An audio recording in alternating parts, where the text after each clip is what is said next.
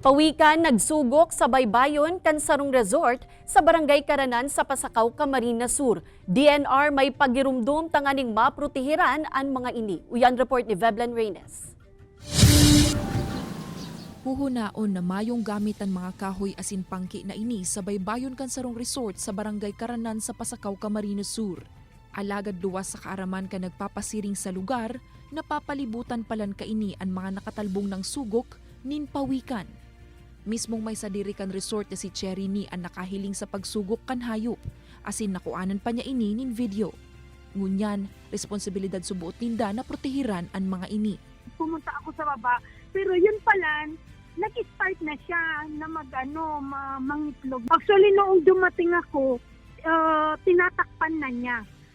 Siguro after 30 minutes, noong tinatakpan na niya, bumalik rin siya sa tubig. Sigun sa pirang mga taga-barangay Karanan, tuod na sinda sa mga nagbubutwang pawikan sa baybayon tanganing magsugok, kaya kabisado na ninda ang dapat gibuhon. Alagad aminado sinda na anda ituod sa pambihirang eksperyensyang ini, iyo ang mga ekskursyonista. Taawan ng information or maglaag ng tarpaulin sa kada resort just in case man naigwa pong magbisita ang mga pawikan sa resort ninda, may information ang mga tao kung paano i-handle or kung paano ang dapat inot na gibuhon para duman sa pawikan na ituyo.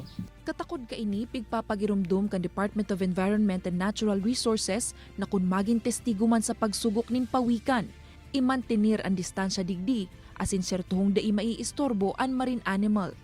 Ipigpapangalad maninda ang pagkuanin retrato na igwang flash, asin ang mga siring na eksena subuot, mas marhay kung i-enjoy sa tamang distansya. Pag nadisturbo siya, mahali po siya duman sa areang ito, malipat siya.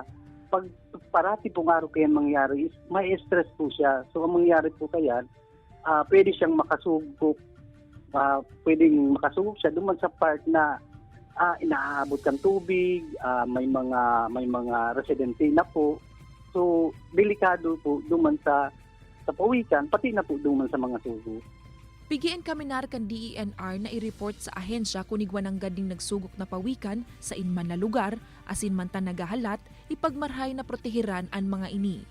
Pigkukonsiderar ang pawikan como endangered species, kaya pangapodan kan ahensya, ang pakikipagtabangan kan publiko, tanganing mahiling pa kan mga maabot na henerasyon an gayon kaini.